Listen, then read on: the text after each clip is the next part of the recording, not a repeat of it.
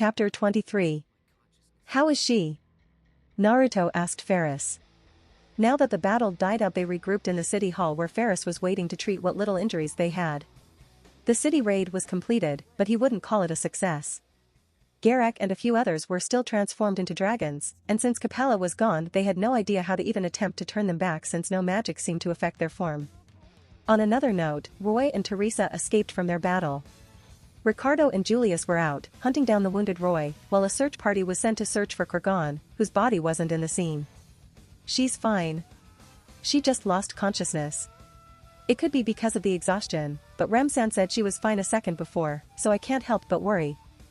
For now, we have to wait. Ferris said with an exhausted tone. He had been treating the injured the whole day, so he was in no condition to see his master in such a sorry state. Maybe it was because they killed Lei. Kurama said in Mindscape as Naruto looked at him, wondering when they had begun to talk about murder like it was nothing. It made a shiver run down his spine. What makes you think that? Naruto asked, deciding to forget what he heard. Did you forget? You killed Betelgeuse and took his sin. When they killed Lei, Crush's memories were freed from his control since we took the sin. The same goes with Capella's sin, but it seems like it's going to be more complex than just killing her if we want to bring those dragons back to normal. Kurama said while he watched his siblings toy with what appeared to be the physical representation of the three sins, a horrible spider, what appeared to be a malformed lizard, and a bear with no skin. Naruto widened his eyes in realization. What Kurama said made complete sense. He did feel the influence the new sins made in his chakra pathways and immediately suppressed it with the help of the bijou. He told Ferris what Kurama said and they began to walk toward her room. They walked inside and found Crush already awake. She was looking around the room in wonder. When she saw them she immediately recognized them. Naruto. Ferris.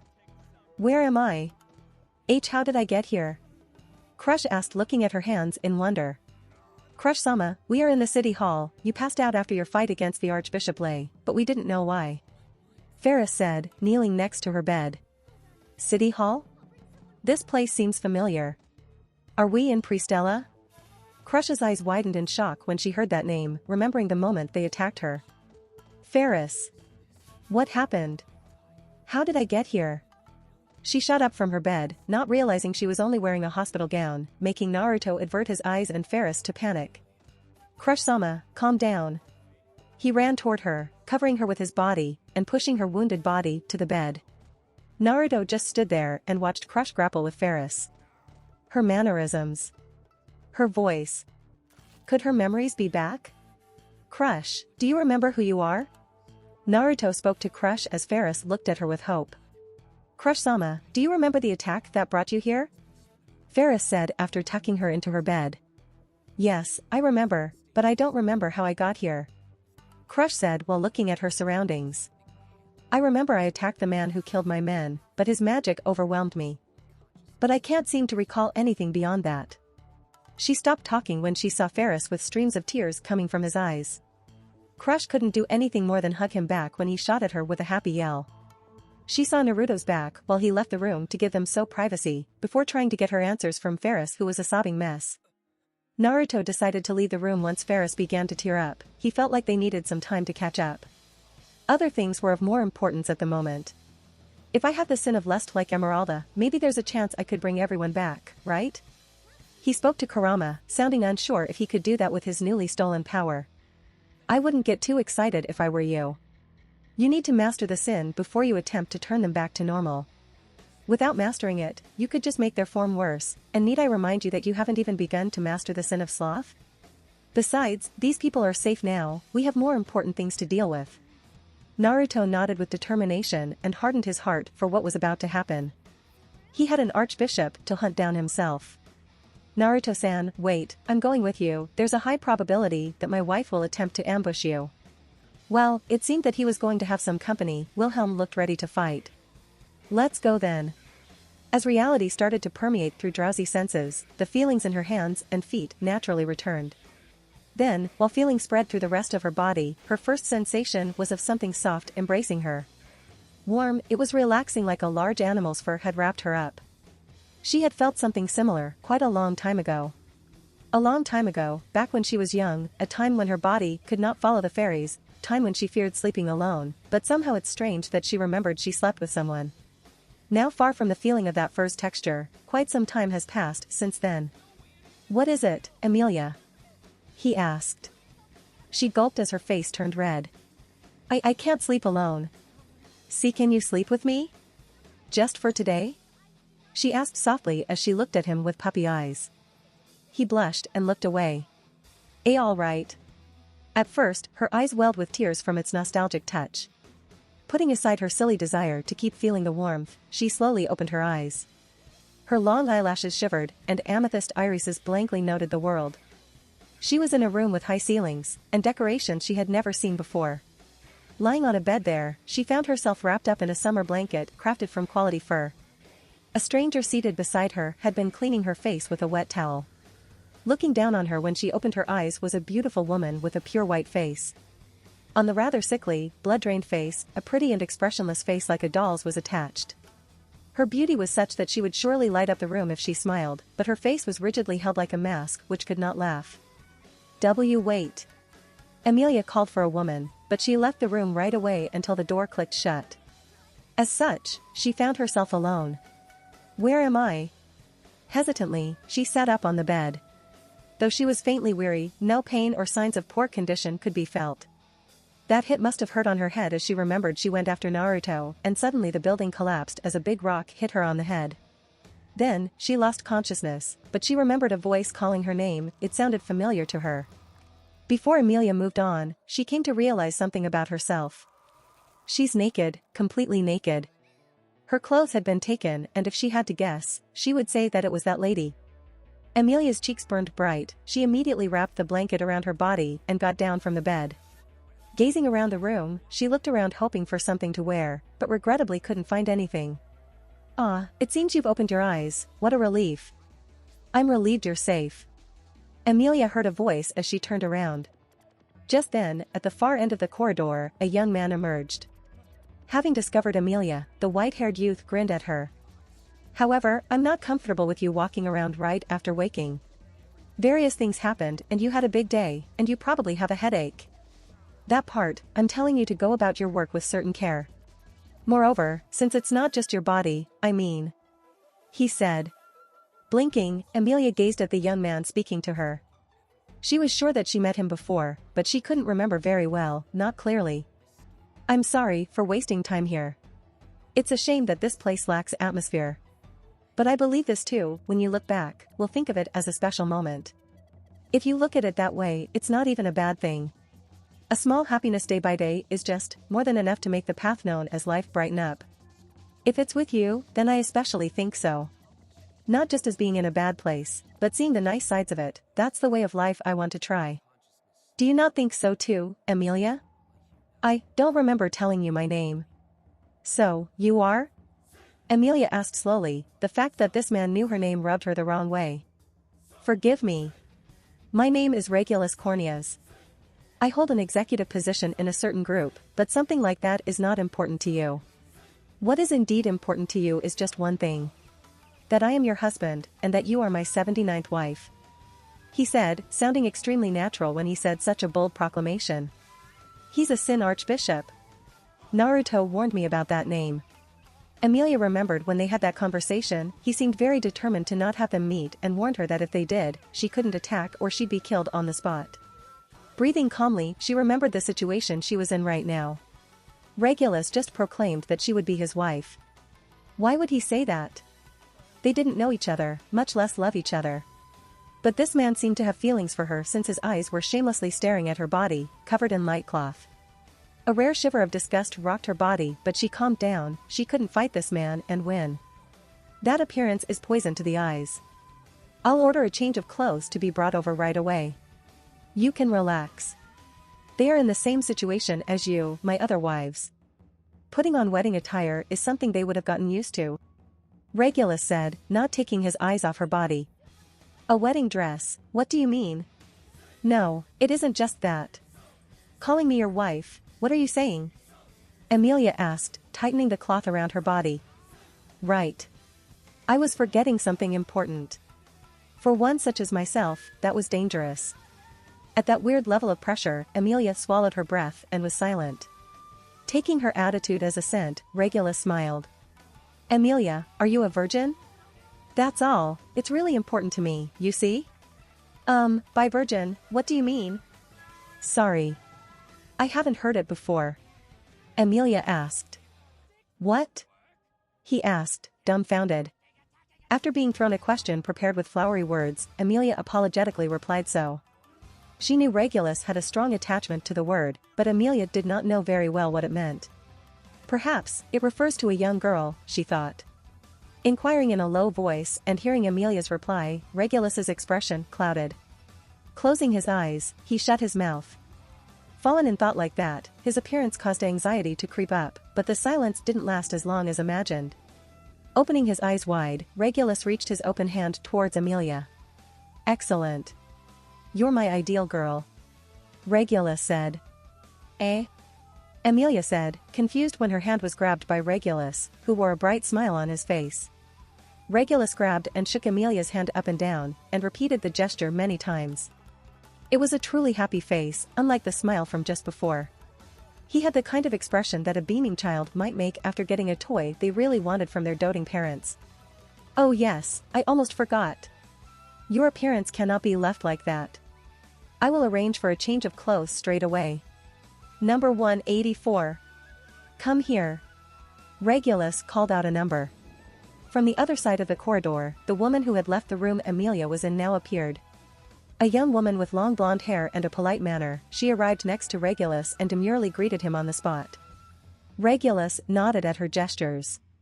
For her, a change of clothes for number 79. As soon as that's prepared, I will hold the wedding. This child is in the same position as all of you. Get along, and do take care of her. Yes, you are no longer prone to laughing. Good child. A good wife. To the silently nodding woman, Regulus spoke as if satisfied. After that, approaching Emilia who still seemed lost, he ran a finger through the side of her silver hair and stroked her head. Emilia felt uncomfortable with him touching her silver hair, but she stayed strong against his touch. At that moment, she didn't feel anything. Neither heat nor cold, there was no temperature. She watched Regulus leave the room, leaving her and the blonde woman alone. Emilia looked at her, who had no emotion on her face. This way. The woman said. The woman next to Emilia suddenly called out to her. She had been gazing at the back, which had long since disappeared. Hearing the woman's voice for the first time, she was reminded of a string of instruments from its clear beauty. However, the voice, just like her expression, felt as if all feelings or emotions in it had frozen and hardened. Hey, sorry. I have a lot of questions I want to ask. Emilia said, following the woman. Your change of clothes. The clothes are important, but there's also... Yes, do you know where this place is? Emilia tried to ask her, but the woman started to walk off immediately. Following quickly behind her, Emilia kept asking questions trying to somehow shine light on the situation, but that fully turned back replied to her with nothing. Guided by the woman in front of her, she arrived next to the room she had slept in previously. It was also a space that resembled a simply arranged room, in which furniture had been forcefully shoved inside. The clothes chosen with care, and so on, husband Sama brought them over. Number 79, you are to change into them. Emilia turned around to her and wondered why she called her number 79. By number 79, do you mean me? Just now, I think Regulus called me by that, too. I am number 184. His wife, like you. As the door closed, only then did the woman naming herself number 184 engage herself in conversation. There was no change in the voice, which had lost its emotion, but it seemed barely possible to make conversation. About the word wife, I've asked a few times, but does it mean the same as Mrs.? Then, I don't think I can become Regulus Mrs. Emilia said. Even if no such idea resides with you, he has such a notion. And if he has that idea, that means yours are irrelevant. Number 184 said. Isn't that strange? To become a Mrs., you have to be married to your master, right? I'm not married to Regulus, nor do I have the intention to do so. If I understand this correctly, a man and a woman marry because they love each other and want to stay together, forever. I'm afraid I already made that promise to someone else. She said as the gold-haired woman looked at her, frowning. You made a promise with someone? Is it a man? She asked. His name is Naruto Uzumaki. He's my knight and my boyfriend. Emilia confessed with a blush on her face, feeling her heart speed up at the thought of him. I promised him that I wouldn't leave his side. That man you call Naruto, do not ever mention him to husband Sama. Why? Emilia wondered. To borrow husband Sama's words, the virginity of your mind may become suspect. It is surprising. Surely, but it wasn't acting, you really did not know? The silver-haired half-elf shook her head slightly. She could ask her right now, but number 184 had approached Emilia and pulled aside the blanket covering her. Without explanation beyond for the confused Emilia, number 184 took a pure white dress from the closet and held it close to Emilia's body. It looks hard to move in, Emilia said. Complaints too, not speaking those would be wise.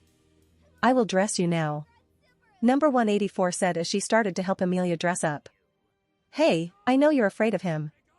You need to realize that he's a Sin Archbishop, those people are generally very bad.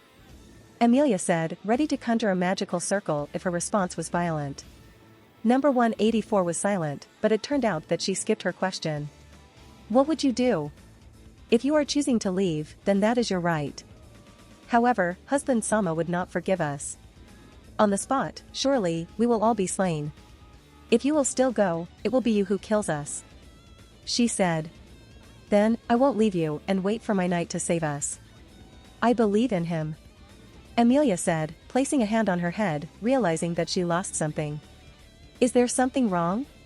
Number 184 asked. My hairpin. It's gone, she said. Naruto gifted it to me. It'll be better not to find it. Husband Sama won't be happy seeing you wear a hairpin, she said. But, Emilia said, sounding a little sad. She looked at the window and hoped that Naruto would arrive soon, all these people were in danger. Are you sure my wife is coming? Wilhelm asked while running with Naruto on the street. He looked at his orange-toed eyes, feeling his aura increasing by the second. With my Sennin mode on, I sensed your wife's aura heading toward us. She'll probably try to stop me from reaching Regulus. I see. Naruto, allow me to fight my wife. I understand your concern about me, but you have to let me. He said nothing, the man had already taken his choice. Wilhelm was not trying to assure him, he was assuring himself, even if he didn't realize it. Before he could say something to Wilhelm, a figure slashed between two of them with a sword. The two men were separated but immediately regained their balance since the attack was expected. They recognized the slender woman with a sword in her hand. The beautiful red hair. The blue eyes. Teresa. Naruto said, unsheathing his sword. He took a step to the right and her eyes followed him. So, he was her target? That wasn't good, he had to change that. Naruto started to run toward the building where Emilia's energy was located. Teresa tried to chase after him, only to be interrupted by the swordsman. This is the perfect chance to repay my debt. Teresa, I won't allow you to stop a man on his way to save his woman. If you wish to go after him regardless, then you must strike me down first, Wilhelm said. Naruto continued to run toward the building, all the while his rage continued to grow with each step he took. Now that he was so close, his brain betrayed him with images of what that egocentric bastard could be doing to Emilia. He saw Kurgan land in front of him with the intent to stop him, having jumped from the rooftop. The shinobi had no intention to toy with the man, so his orange eyes turned a darker shade of orange once his pupils acquired a cross shape. Kurgan reared his swords back only to stop when a strong gust of wind passed by him. The giant fell on his knees once a second passed, his head fell at his side, having been slashed by Naruto faster than the warrior could even react. Emilia was in danger, and no distractions would stop him from rescuing her. He had no time to be gentle with anyone. After Emilia agreed to proceed with the wedding, number 184 and a few of Regulus' other wives tended to her hair in the dressing room and decorated her with various adornments. Except for the times when Anne Rose helped her with her hair, this was the first time Emilia's hairstyle had been so elaborate since Puck disappeared within the crystal. Her long silver hair was gathered up and woven into a braid. So as not to distract from the purity of her white dress, with only a few simple embellishments, Emilia's bridal gown was complete. Looking at her reflection in the mirror, Emilia admired the women's handiwork. Indeed, she looked very different from usual. With no one around to make demands about her hair aside from Naruto's occasional requests, it had been a while since she was imbued with such feminine charm. Though she couldn't help but feel it was wasted on her since she had no one she cared about to share its brilliance with. Well, let's go. Please take care not to damage husband Sama's mood. Number 184 reminded Amelia as they headed out of the dressing room. Turning into the chapel, Amelia saw that the attendees had already lined up, waiting for her arrival, all of them wives of Regulus, along with Regulus himself in a white tuxedo standing in front of the altar. Although she didn't know the exact procedures, Amelia stepped onto the red carpet laid from the entrance and walked towards the altar where Regulus was waiting. Regulus nodded with satisfaction when he spotted the beautifully adorned Amelia. "I almost didn't recognize you when you put on the dress, but the adornments took it to a whole other level. I was right to have kept number 79 seat vacant. I couldn't be happier with my judgment." "Say, Regulus. There's something I have to tell you before I marry you," Amelia said, not looking directly at him. Therefore, Amelia wanted to make it absolutely clear. Number 184's expression tensed at Amelia's words. But Regulus gave a surprisingly friendly nod in reply. Amelia in her bridal gown held a hand to her chest, while listening, Regulus' face contorted with disbelief. The expressions of the wives in attendance, including number 184 at the altar, began to darken. They must be worried for her, Amelia figured. It was proof that they were compassionate, kind-hearted people after all. Right? It's good that we get on the same page. So, my other wives must have already told you some of the rules, but why don't we go over them? First, once you're married to me, you are forbidden to smile. Amelia was silent, not speaking to him, but she didn't like that he forbade her to smile. Comparing him to Naruto, Naruto wouldn't do that to her. He's a gentle and silly person who always made her smile and laugh. Amelia didn't seem to understand Regulus's personality. Maybe Regulus wasn't aware of what it was to be in love, so he didn't know the true meaning behind the marriage between a man and a woman.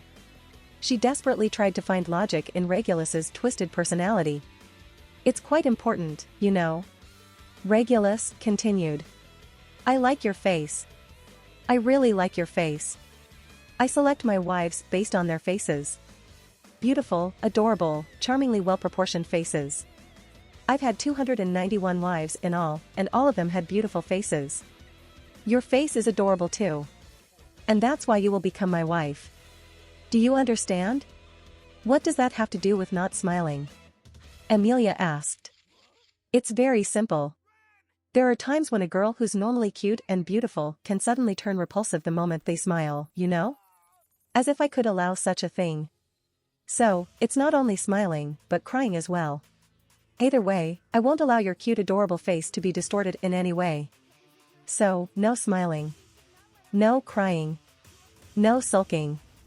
Only adorableness is permitted," Regulus said, holding Amelia's chin in his fingertips, but her hand moved it away. "I see, but Naruto doesn't dislike my smile at all," Amelia said, alarming the women. "Naruto?" he asked, but he remembered who Naruto is. He's the blonde man with spiky hair who tried to take Amelia from him. Hearing a name he could not let it slide, a color of displeasure rose on Regulus's face. But Amelia ignored the shift in Regulus's expression as she continued, "When I cried, Naruto was there for me to support me. He comforted me when I felt bad and made me feel better, so I smiled. He likes to see me do it because smiles and laughs should carry happiness and love." "Then, tell me about him, huh? Is he a stranger?" "He's not a random stranger. Naruto is my chosen knight and my lover." Hearing Amelia's answer, a flood of blood-curdling aura gushed from Regulus's body. When number 184 and the other wives sensed this, they immediately tried to run for it, but... "Don't move. Anyone dares move, I'll cut their head off," Regulus warned loudly to them as he turned back to Amelia. "I'll let you explain yourself. Try to choose your words carefully so I don't misunderstand. I don't want this wedding to turn into someone's funeral. You know?" Heaving his shoulders, shuddering, Regulus suppressed his emotions as he spoke. Held in place by Regulus's threat, none of the attendants moved. But, without flinching, Amelia met his swelling aura head-on. Marriage should be between two people who love each other. The two who love each other are me and Naruto," Amelia said as her eyes met Regulus's head-on. "At first, I didn't know what love was, but he taught me what love is. He's the only one who understands my pain. I made a promise to him that I wouldn't leave his side. I've already decided before even coming here. If I were to marry, it would have to be Naruto Uzumaki, not you." "Yeah, is that right? Well, I don't want a selfish bitch like you as my wife either." "All the better." Regulus yelled angrily, his face burst red at Amelia's words. In front of Regulus's reaching fingers, Amelia's whole body surged with mana to meet his attack. Just when their attacks were set to begin, a violent noise crashed throughout the chapel. Accompanying the sound was a yellow glowing fist as it went straight at Regulus's face and successfully punched it. The man went straight through the concrete wall, and Amelia was gently grabbed by a golden tail and carried to the entrance of the chapel. She recognized this feeling, so she opened her eyes and saw her knight. His eyes were yellow with orange rings in them and his expression was one of fury. "I object to this marriage and..." Naruto's body was engulfed in yellow flames. "I'll be taking the bride with me." "Naruto, you're here," Amelia said happily as she hugged her boyfriend. "I knew you'd come. Thank you for waiting. Are you okay? Did anything strange happen? That wedding dress, did he put it on you?" Naruto asked, waiting for Amelia's answer, his temper rising by the second. However, the half-elf shook her head and pointed at number 186, who went incredibly still once his golden eyes found her. He stared at her for a moment before seeing Amelia once again. She was stunning, to say the least. He couldn't help but stare more than was strictly necessary. He widened his eyes and searched in his pocket for Amelia's hairpin. It surprised her that he had it with him, but he approached her to place the hairpin on her silver hair. Before he placed her hairpin on her, she noticed there was a crack on it. "Naruto, there's a crack. Ram found it after you were taken away," Naruto said, noticing her sad expression. "I'm so sorry I ran away from you." This whole thing wouldn't have happened if she just stayed by his side. It made her feel guilty for putting all these women in mortal danger. "Don't worry about it. You didn't know." He smiled, trying to make her feel better. Their moment didn't last long, because the ruined wall was destroyed by a glaring Regulus. With murderous intent, he slammed the ground in front of the altar. Instantly, the paved floor shattered with astonishing force.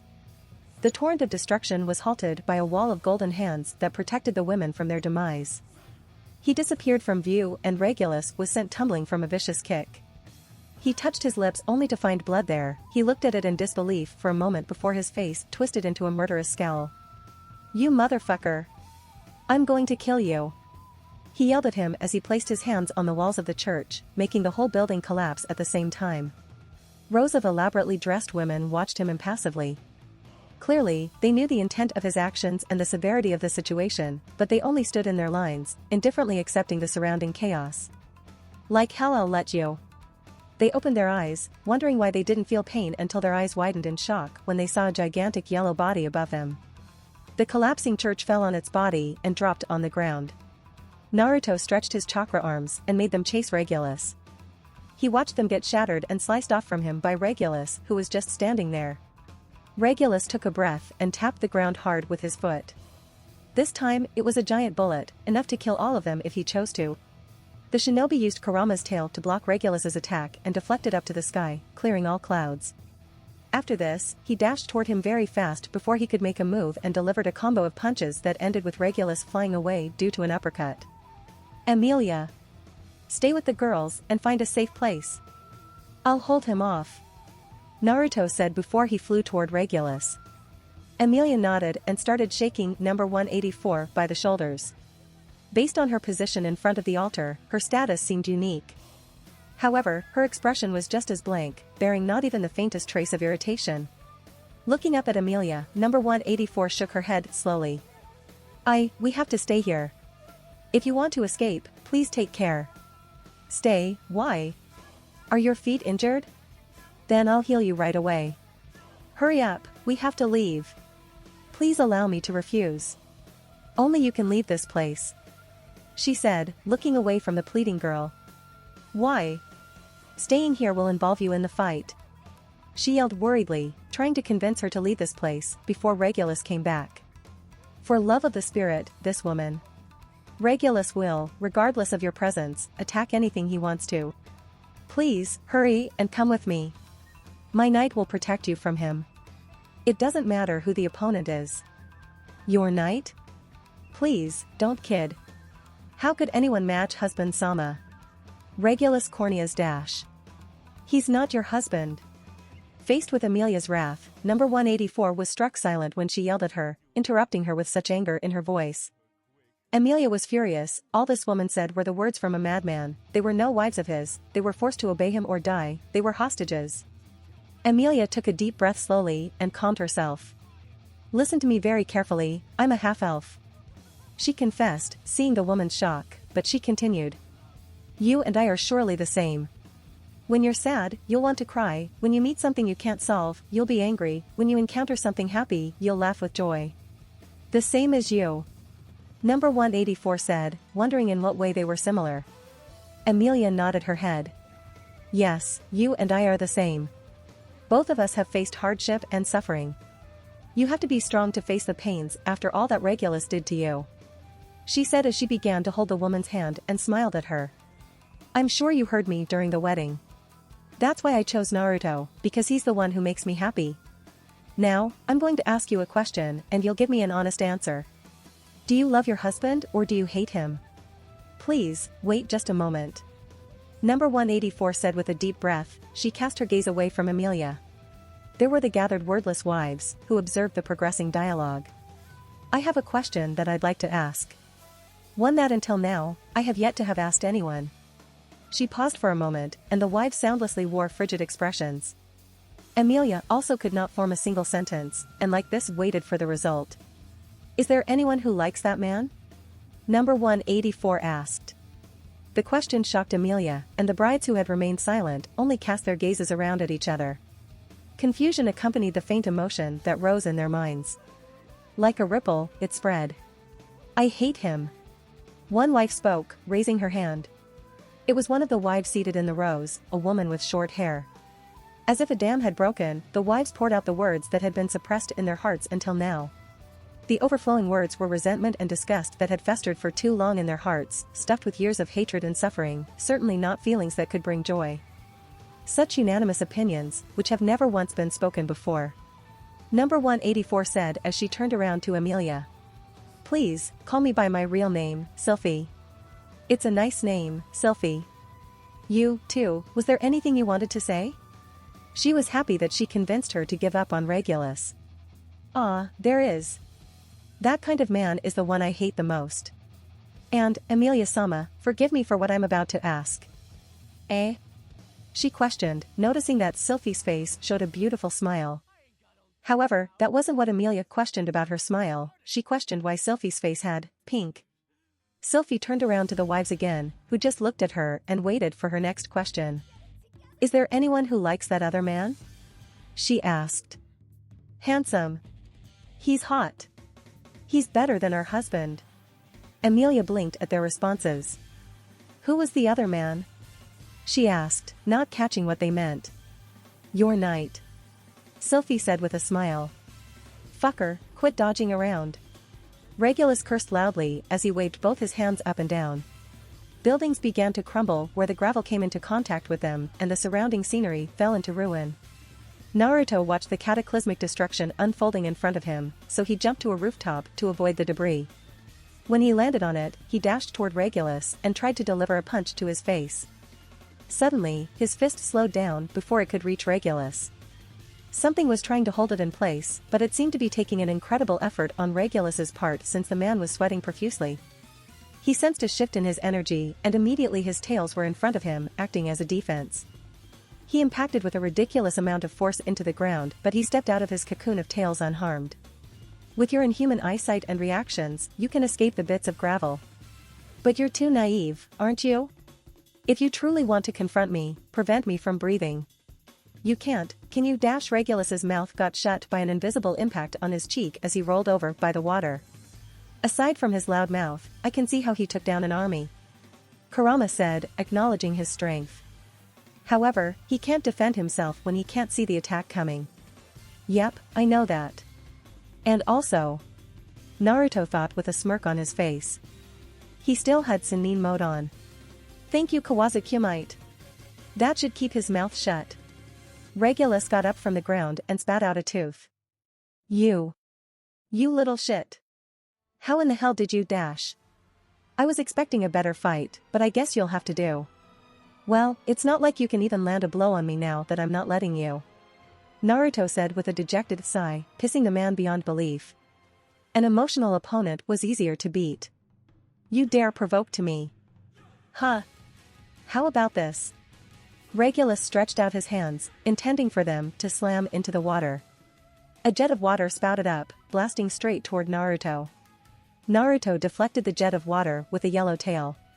He deflected another and another like they were nothing to him, but Regulus changed his attack to combine his bullets of air and water. He tried to catch him off guard by using multiple elements. But, much to his fury, the man deflected or blocked them all. He shot his chakra arms to hit Regulus, but the man saw it coming, so he created multiple shockwaves to destroy Naruto's chakra arms. They destroyed buildings and were about to reach Naruto. The shinobi saw Regulus's shockwaves as they headed toward him. He used the yellow tails to wrap himself in a great defense against the shockwaves before they hit him. When Naruto dropped his defense, Regulus was in front of him. His body was wide open for Regulus, who had a chance to attack him now. He waved his right arm to produce an invisible blade out of air that would surely cut everything in its path. But, his attack didn't work on Naruto, who dodged with inhuman flexibility thanks to his sage chakra. Regulus smirked as he manipulated some rocks and threw them at him at ridiculous speed. They passed close to him, but none of them hit their mark. Naruto dashed toward Regulus at lightning speed and delivered a brutal punch to the mouth of his stomach, bending him over his fist and cracking the ground with a shockwave of air pressure. Naruto followed up with another punch, sending Regulus flying, but his chakra arm grabbed his collar and yanked him back for more punishment. He prepared to smash him with his Rasengan, but his eyes caught a glimpse of his bloody grin. His Rasengan slowly faded away from Regulus's authority of greed. Naruto cursed lowly at Regulus's power, but that trick wouldn't catch him off guard twice. Without moving, and in a second he used his authority of sloth and sent the man flying through the air with a punch he couldn't defend against, one he couldn't see. I'm impossible. How did he get IC? He killed that useless Betelgeuse and took his witch factor. Regulus thought, flying in the air after he got punched by Naruto's unseen hand. However, he managed to regain his balance, landing on a stone bridge. An annoying water dragon thought he could use the situation to his advantage, but was quickly killed. He fell to a knee in exhaustion and held the left side of his face, which had been almost completely destroyed. The only reason he was still conscious was because he couldn't feel the pain.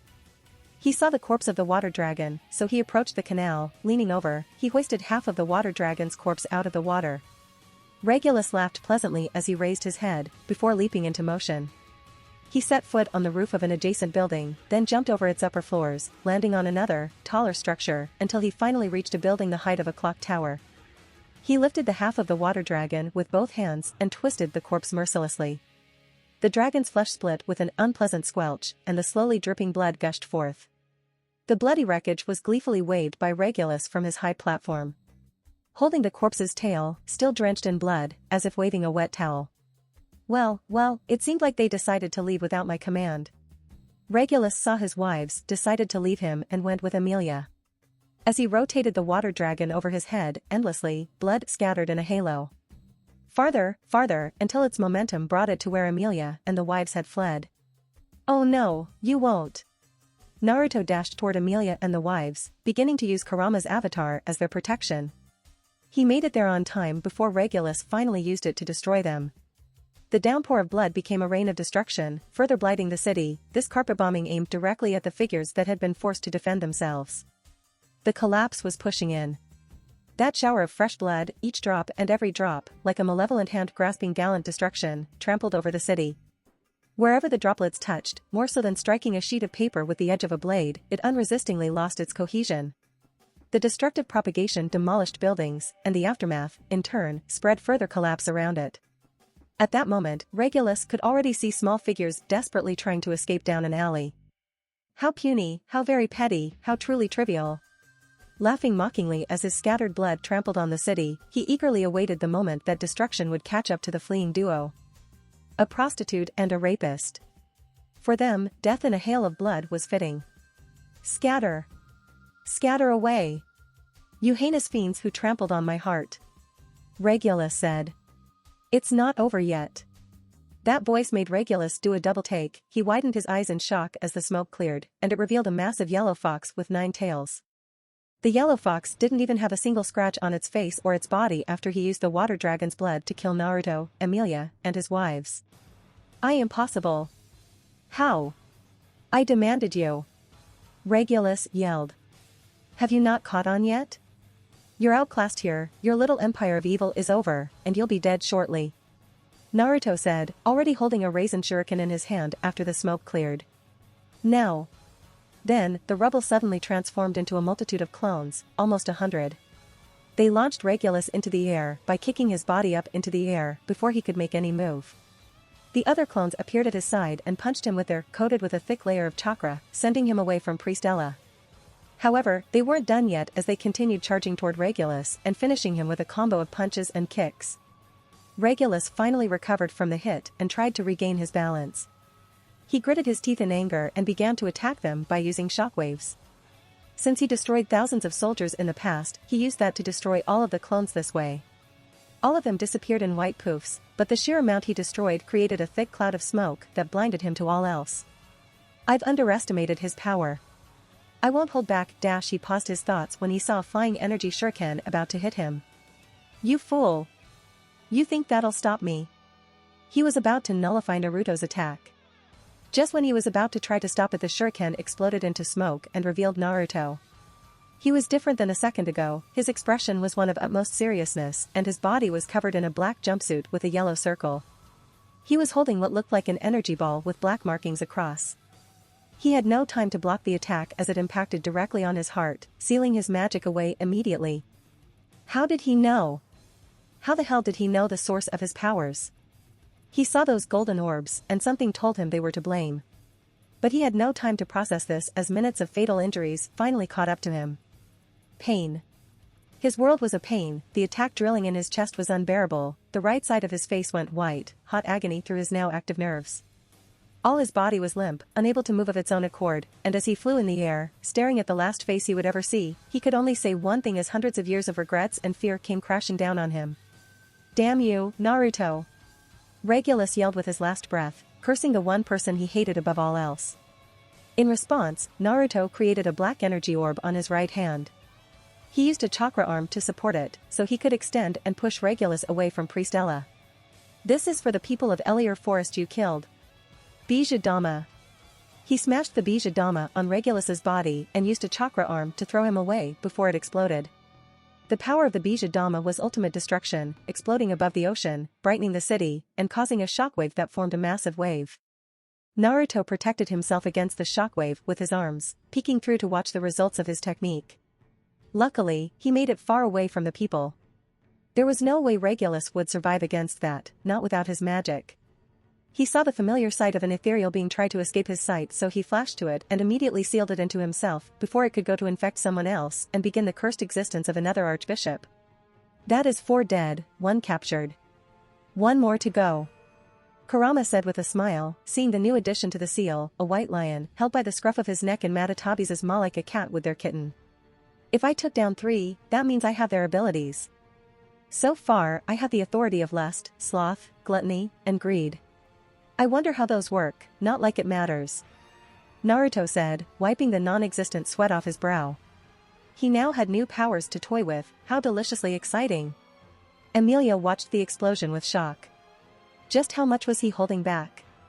She started to understand why Naruto wanted to keep the Bija safe. If they allowed anyone to accomplish those feats, there would be wars to get a hold of them. Her thoughts quickly vanished when she saw her boyfriend descending from the sky. His arrival made relief course through her as much as it did worry. She started to inspect him, checking for any injury, only to stop when he held her hands. I'm okay, Emilia. He said tiredly as he leaned his forehead to touch hers. His transformation deactivated. I'm okay. I'm sorry that I left you and took so long to come back. I was so worried. I should have stayed with you, but I left you with that man. This is all my fault. Looking at his pained expression, Emilia quickly hugged him. It's okay, really. You had important things to do, I'm sure. I'm just happy that you came for me. She said with a light-hearted smile as she closed her eyes, relaxing in his arms. Naruto smiled at his girlfriend. Emilia, did you recognize Regulus? He knew their relationship with each other, if only vaguely, and it made him worry that bad memories would haunt her. I don't. When I first saw him, I felt like I'd met him somewhere before. And he said that there was another 79th wife before me, someone with similar hair. She said as she slowly shook her head from side to side. Apart from that, you seem to know him more than me. Yes, but I'm not sure if I'm right. Regulus met you in Elior Forest when you were a child. He attacked your people. I'm guessing that Regulus chose you to be his wife, because he thought you were someone with silver hair. I take it that it was your... Flashes of Sirius's maniacal smiles and the sounds of Patelgu's laughs appeared in his mind, threatening to sink his heart into shame and desperation. My aunt. That makes sense. I don't know why Regulus would do this, but my aunt wouldn't join him. I knew her well.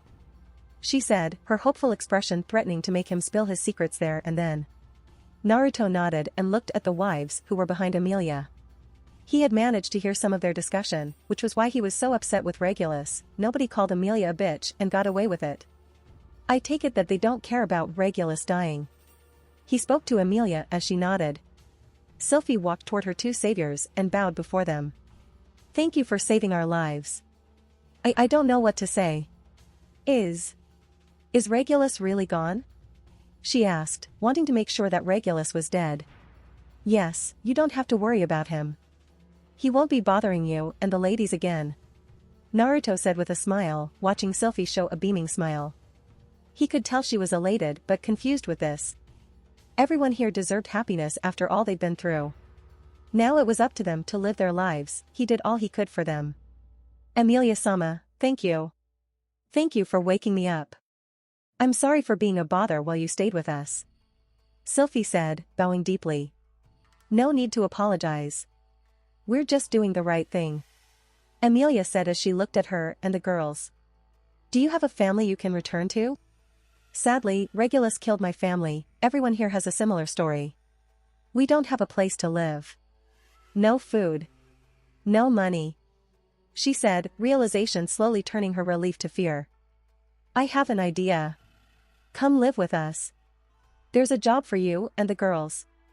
Naruto said. He had no problem with giving the girls jobs and a home. Besides, the Melode family were a bit understaffed since the events surrounding him had unfortunately scared a lot of people away. This was a win-win situation for everyone. Really? Can you do that for us? Sylphie said, sounding shocked. Really? I'll explain your situation to the owner. Don't worry about the annoying things. You all will be under my protection. He said with a beaming smile. Thank you. I'll take it. I'm sure that the ladies would love to take that job, too. She said as the ladies approached their savior. Naruto, thank you. You saved our lives. Naruto chuckled nervously at the beautiful young ladies while scratching the back of his head. Why, you're welcome. He chuckled before his sleeve was pulled by Emilia. The silver-haired girl pouted at Naruto. It seems like you're getting popular with girls. Actually, they were talking about you. I was really upset there. She said as she crossed her arms. Naruto pushed her cheeks, releasing the air from her mouth. He chuckled at her. Keep this in mind. The only woman that I love is you. He said huskily with a smile as he grabbed her cheeks, sealing his lips over hers and dancing his tongue around hers. He was a little entranced by her dress and makeup. They made him feel some ways.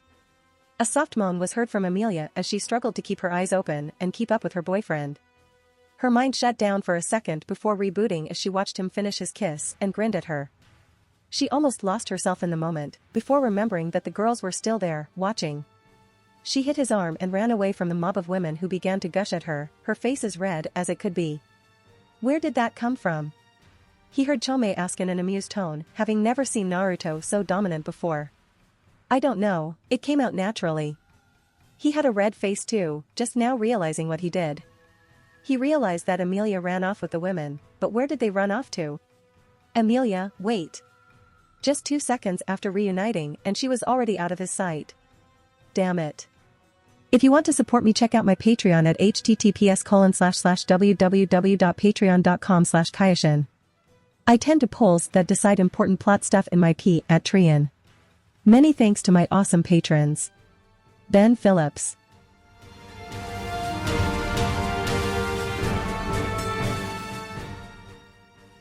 If you liked the content, don't forget to like and subscribe to the channel. I'll stay here until next time.